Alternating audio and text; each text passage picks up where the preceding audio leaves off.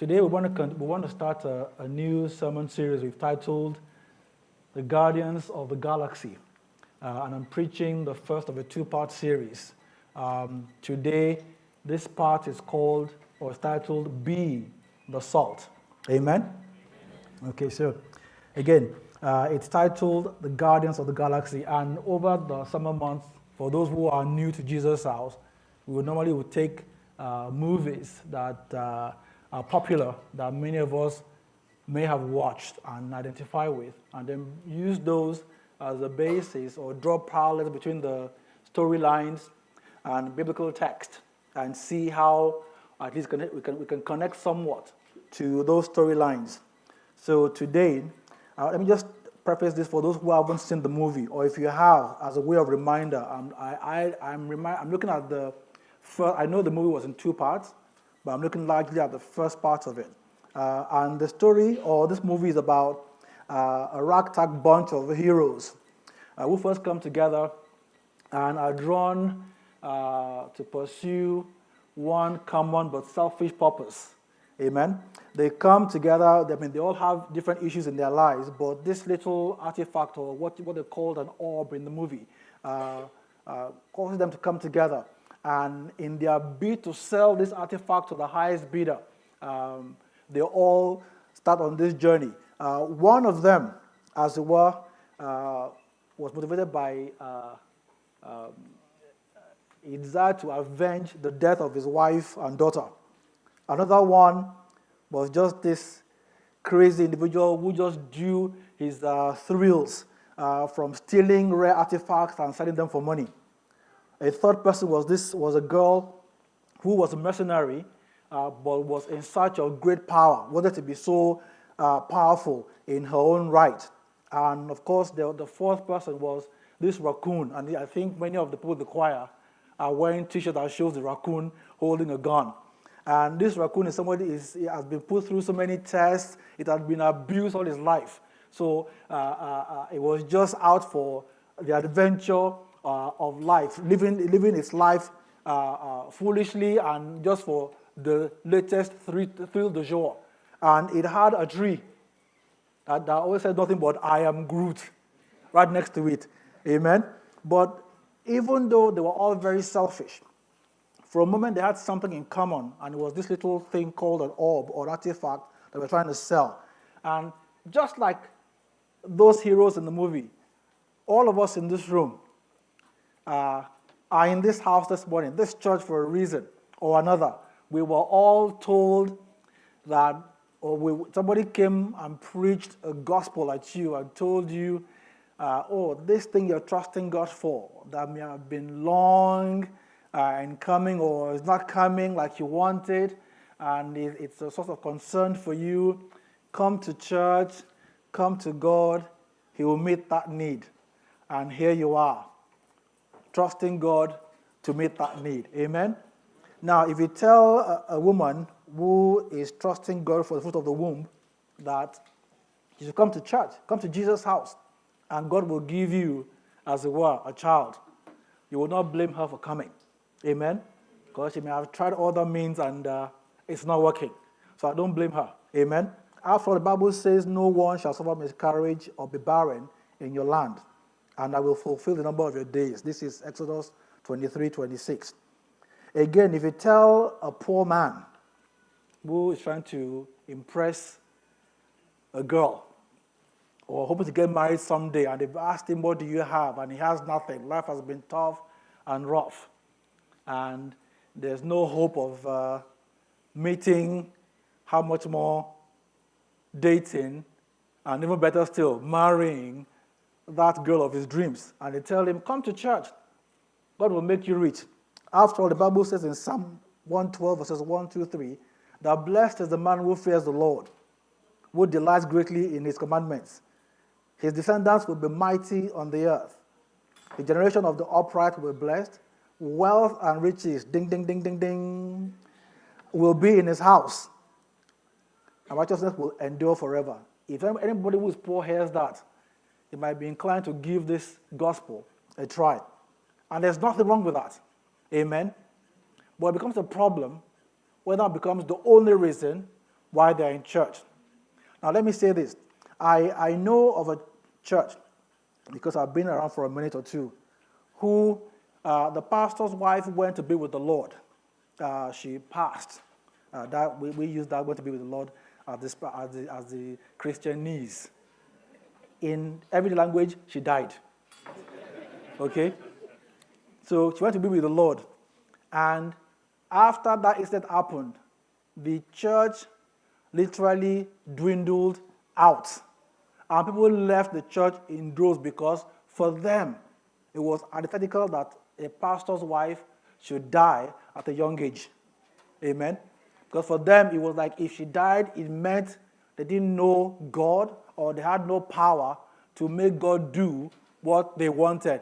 Therefore, why are we following you? And so they went somewhere else. Amen? In fact, for many of us, we define a successful walk with God as a successful career. I have my children. I have whatever my heart desires. If it's money, if it's whatever it is that tickles your fancy. Once you have those things, it proves that God is with you. But this is what the Bible says in Romans chapter 14, verse 17. For the kingdom of God is not in eating or drinking, but it is in righteousness, peace, and joy in the Holy Spirit or in the Holy Ghost. So drinking and eating and proof of you and I walking in God's kingdom. Amen? And so soon, just like the heroes in our movie, Guardians of the Galaxy, at some point in their bid to understand why that orb was very precious, or why were people chasing, why did people want to pay so much for this orb, they took it to a broker.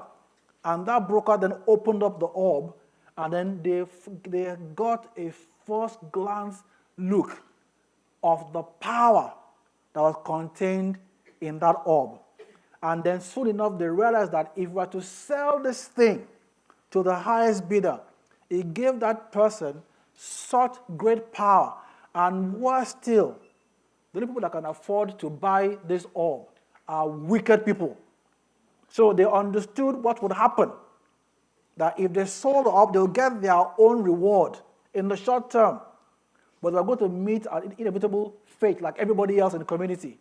That the man who wanted to buy this orb was very wicked, wanted to kill everybody. And so that was the reason why he wanted it. And in the same way, you and I, here we are in church now. God has given you a house. He has given you the car. He has given you the 2.4 children. You've got the house with the white picket fence. What else? Is that the end? Is that all there is to it? And then you realize that there's an emptiness that comes after you achieve all of this, is because it just gives you a minute to realize there's yet another need to discover and to fulfill. Amen? I think I've shared the joke before that there was a time when I was earning some paltry sum of money. And when I bought a Honda Civic, I felt I had arrived. It was very good. The car was beautiful to behold and to drive. Then all of a sudden, I got a pay raise, and I discovered what you call a Range Rover. At some point in my life, that car never existed. I never saw it. I never knew what it looked like. It wasn't a thought in my mind.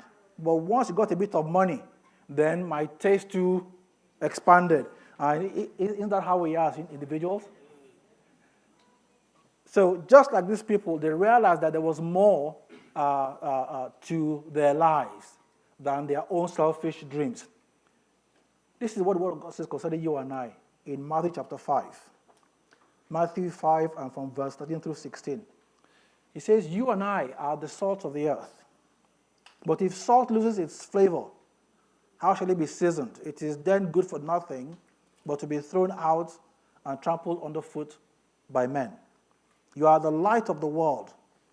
A city that is set on a hill cannot be hidden. Nor do they light a lamp and put it under a basket, but on a lampstand, and it gives light to all who are in the house. It means that you are called for a purpose bigger than you and I. Amen? God saved you, as it were, to then be a light to the world. God saved you to be the salt of the earth. Amen? It says, let your light so shine before men that they may see your good works and glorify your Father who is in heaven. Like I said, those ragtag band of heroes started from a selfish motive. They were driven by their own selfish ambitions. But they soon realized that there was something bigger than themselves.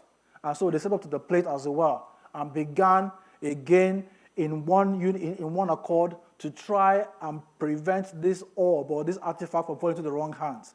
The same way you and I, God saved us so that you can then go out, as it were, and reveal the goodness of God to others who are lost. Amen? It is more than what we will eat and what we will drink. So this is a call this morning to evangelism. Praise the name of the Lord. And how do you do this successfully?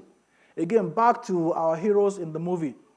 Even though they were all selfish, they realized that they all had different talents or different giftings that they were able to harness and achieve their purpose.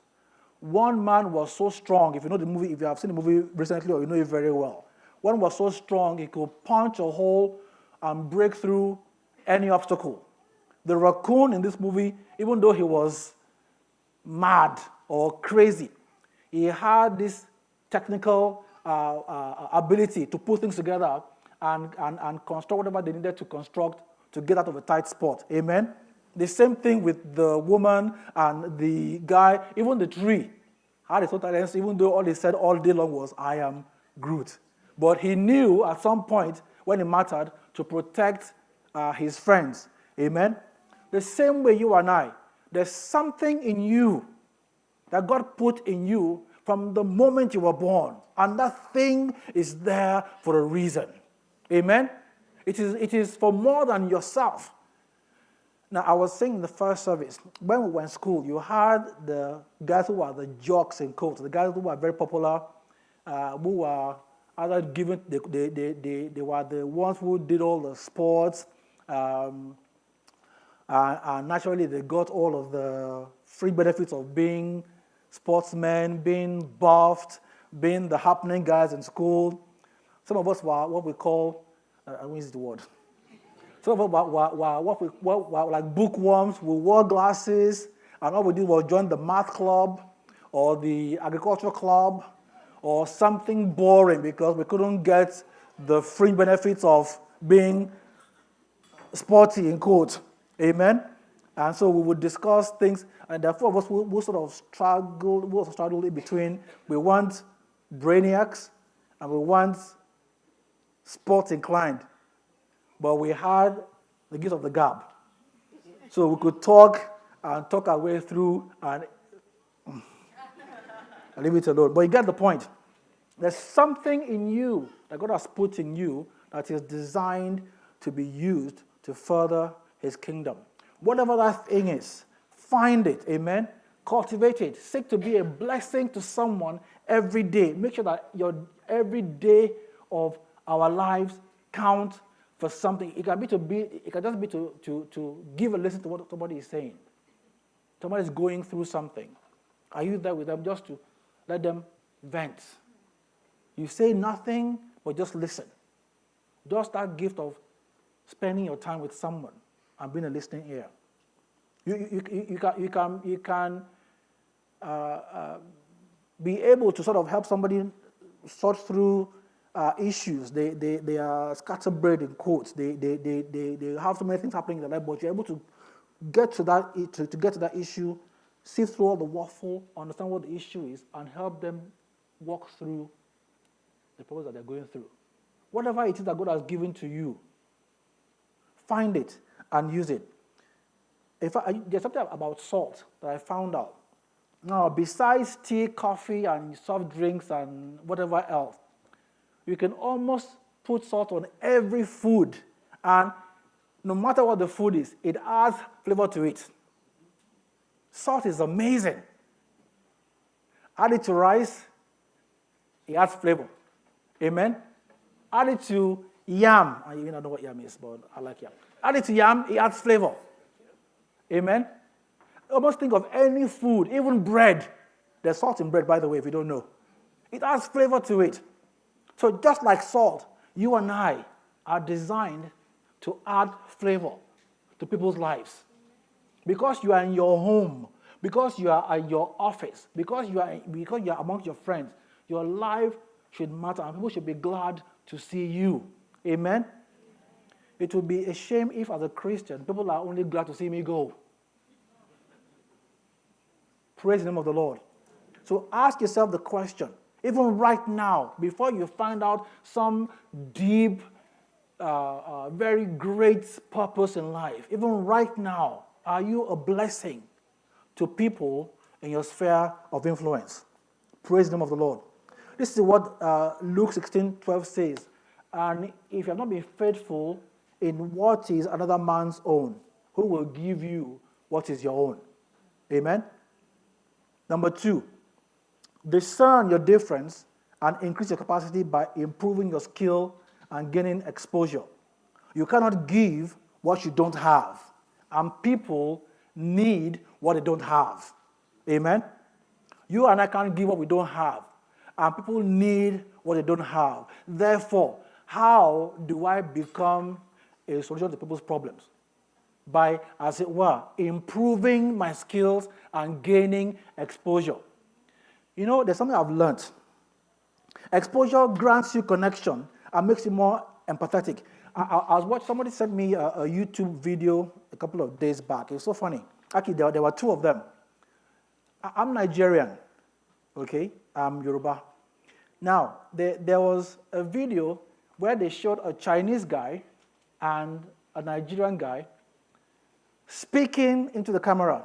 And the Chinese guy sounded and spoke in vernacular just like a Nigerian man will speak. I don't know if you've seen this video.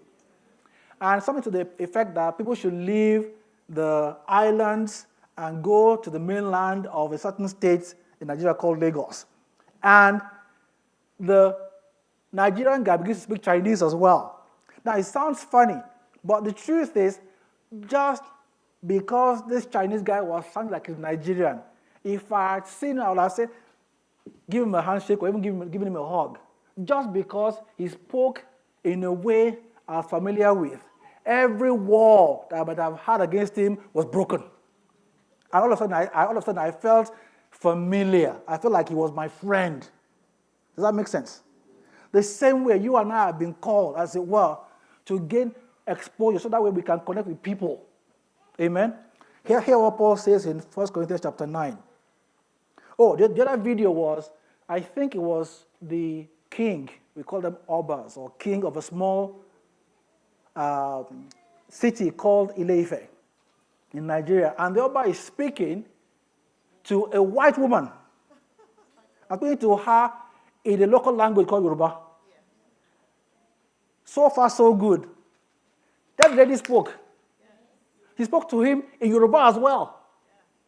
I don't know if you get what I'm saying. So here's a white lady speaking to an Oba in his local language. At that point, I watched the video from the beginning to the end because I felt all of a sudden an affinity to this lady who was speaking my language. And without knowing it, she had broken every barrier between us. Does that make sense? So Paul says, for though I am free, in 1 Corinthians chapter 9, verses 19 to 23. For though I am free from all men, I have made myself a servant to all that I might win the more. To the Jews I became as a Jew that I might win Jews. To those who are under the law, that I might win those who are under the law. To those who are without law, as without law, that I might win those who are without law. To the weak I became as weak, that I might win the weak. I have become all things to all men, that I might by all means save some. Now this I do for the gospel's sake, that I may be a partaker of it with you. Simply put, you and I need to get out of our comfort zone. You and I need to get to the point where we realize there's more to this life than having my needs met. Amen? You and I must realize that there's more to this journey than my car or a house or my health. Amen?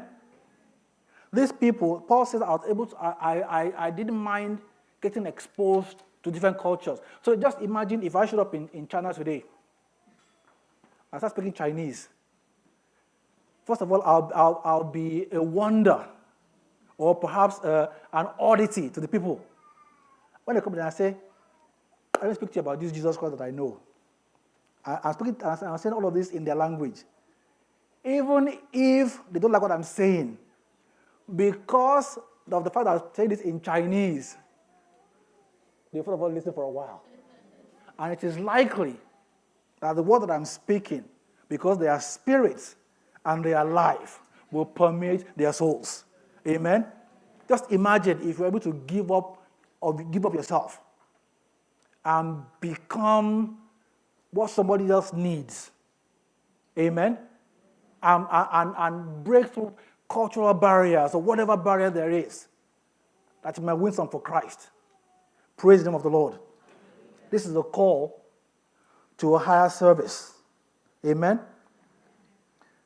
Number 3.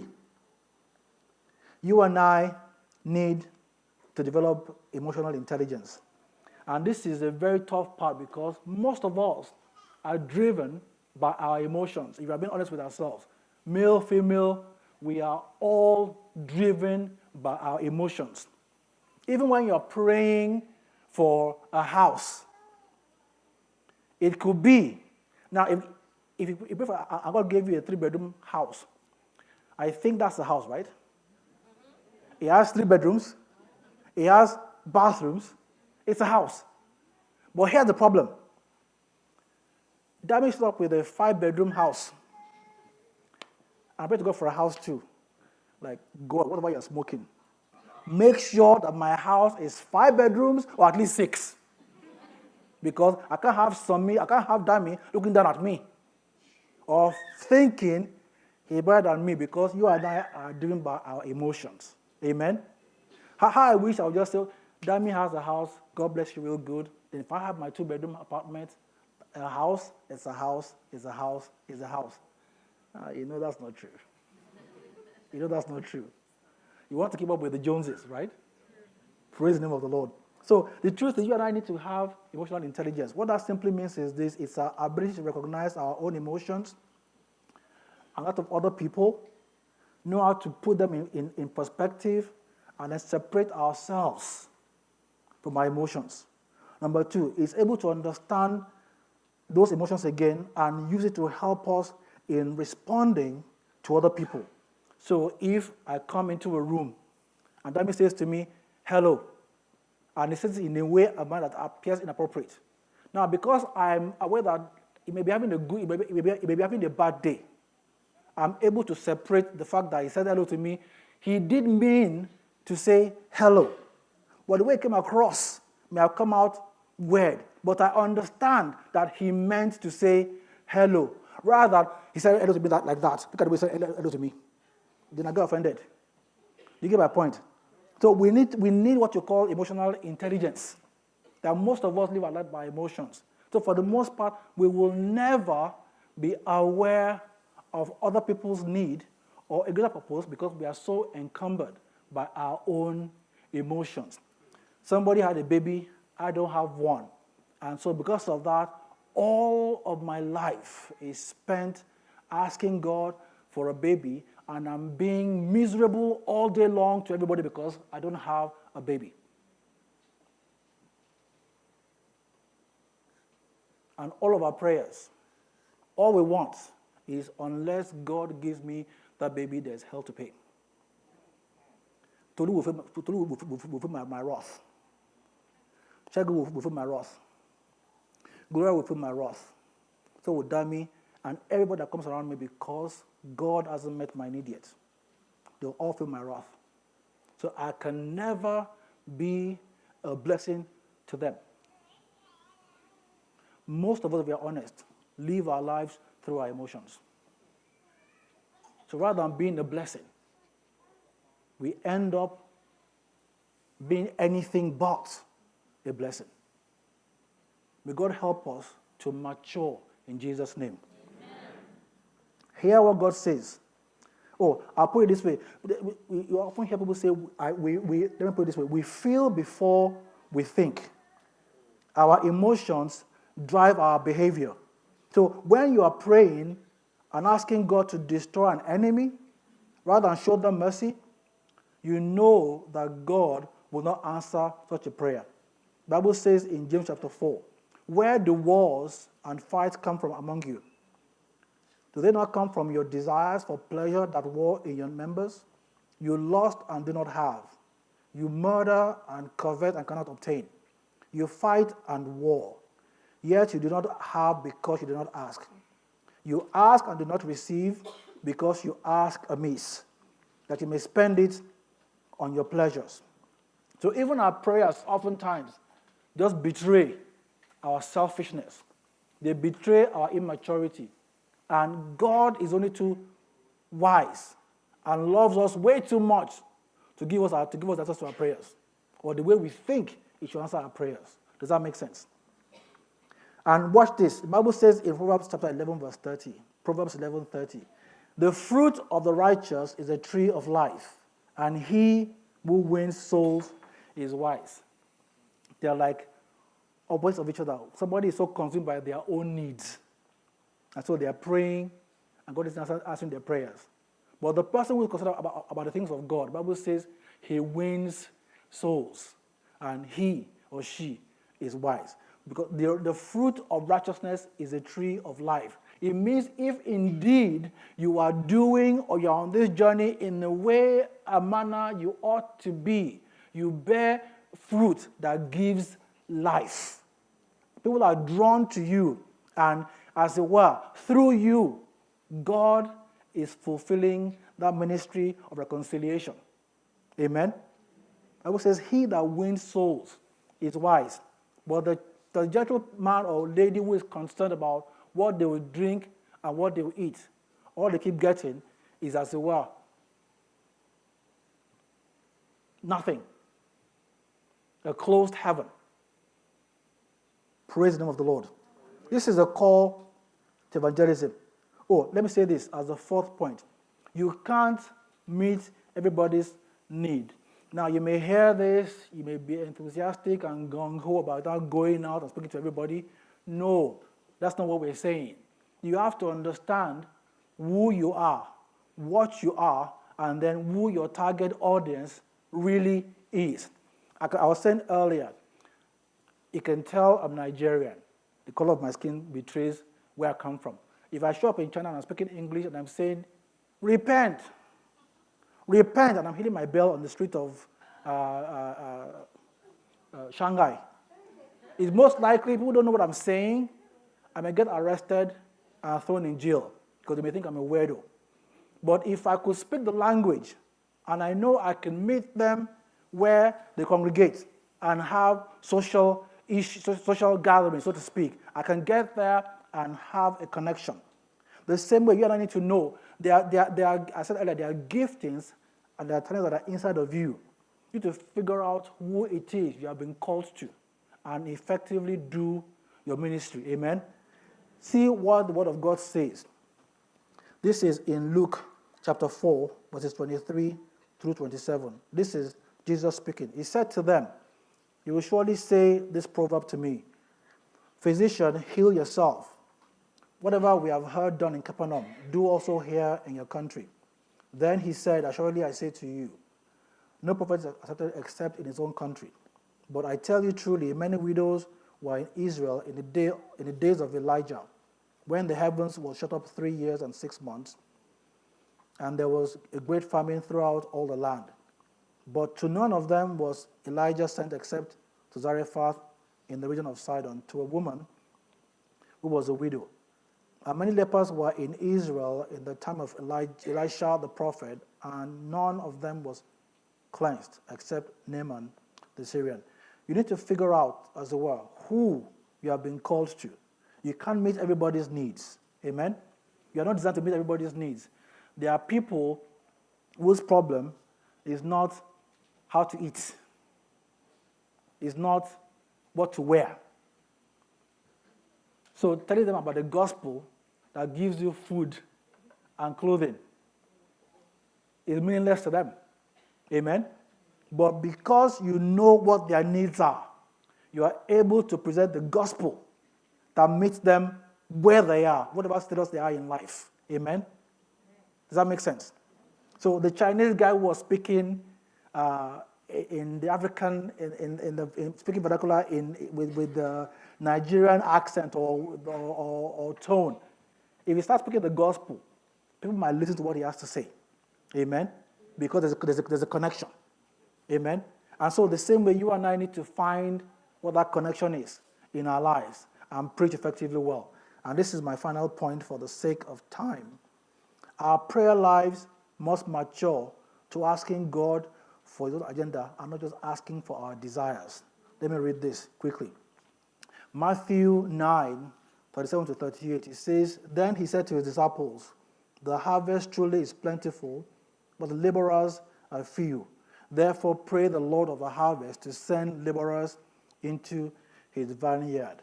That prayer doesn't say that the harvest is lacking. Therefore, go and get the harvest. The issue is that there are not enough laborers. Amen? He says the harvest is plentiful. It's already out there.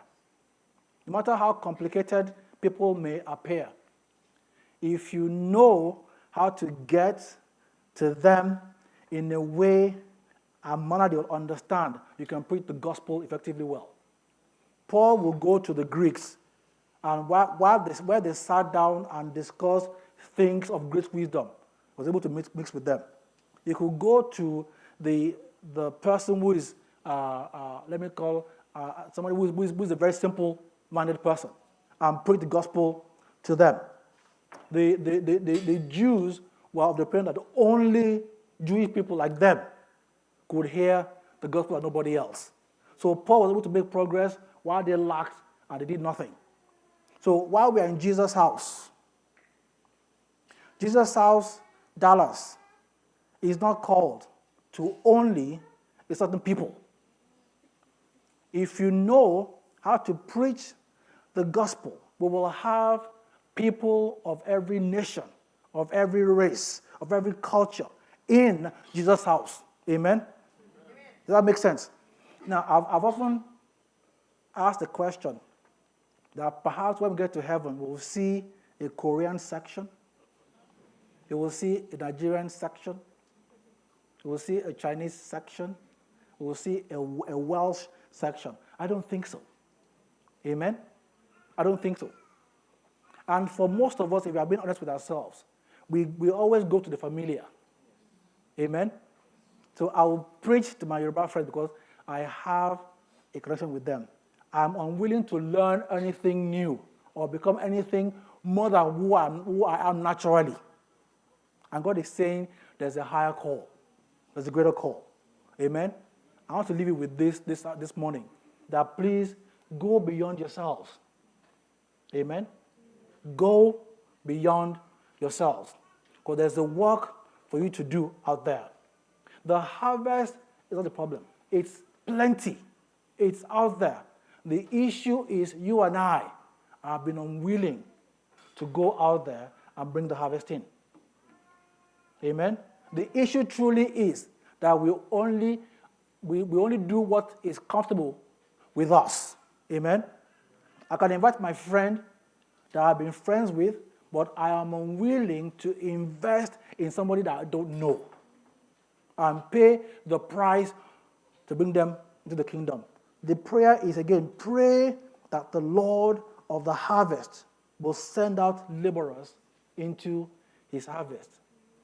God so loved this world that he died for the Chinese guy, the Baltic guy, the Arab. Amen? Of course, the Nigerian. Amen? But won't it be a wonderful thing if you can be the answer to some guy in the Middle East? Wouldn't that be a wonderful thing to happen to you or to talk about in the church? The Lord bless you in Jesus' name. Let us pray.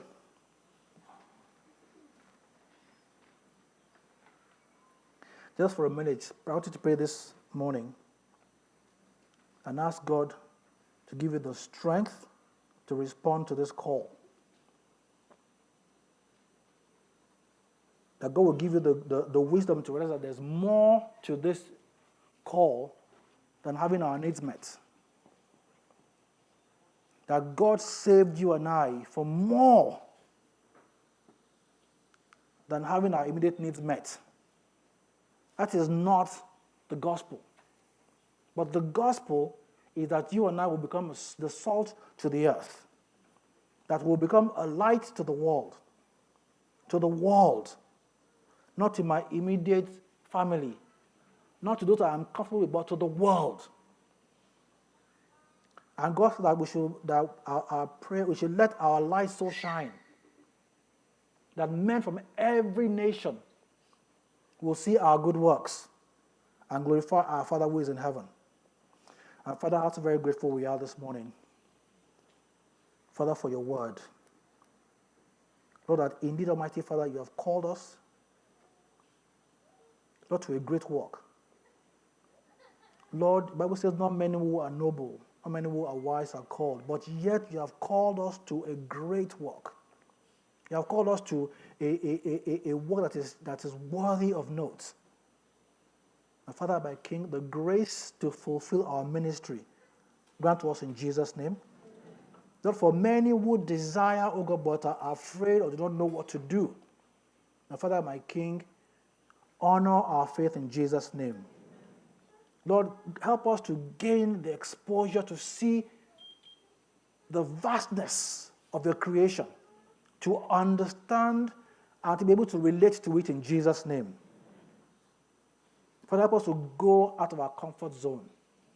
You have called us to go beyond Judah and Samaria and to the uttermost part of the earth. Lord, let that be our testimony in Jesus' name. Father, we thank you and we bless you. We give you all the praise and all the glory. For in Jesus' mighty name we have prayed. Amen. God bless you.